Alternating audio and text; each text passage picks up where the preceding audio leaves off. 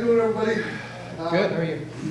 I'm always looking for something different to do. I'm always looking for ideas and stuff like that. And this is what turned out for my first birdhouse, made out of cedar, and just tried to clean it up and do a little something different. And it's my initials. And something else built with it, and I just carried on. And tend to carry on a lot of stuff. I was saying something to Don about that, so but I'll show you that after.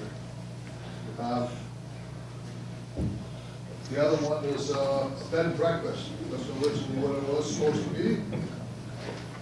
So there's accommodations there, and there's a feeder on the side.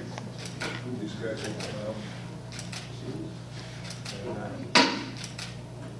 Just dressed it up a little bit, made it look like home. And this is redwood that I picked up along the road here a couple of months ago. And figured might as well use it for something. I built one already out of cedar, and I just scrapped it, and I said, geez, I like redwood an awful lot. I decided to change it, and that's it.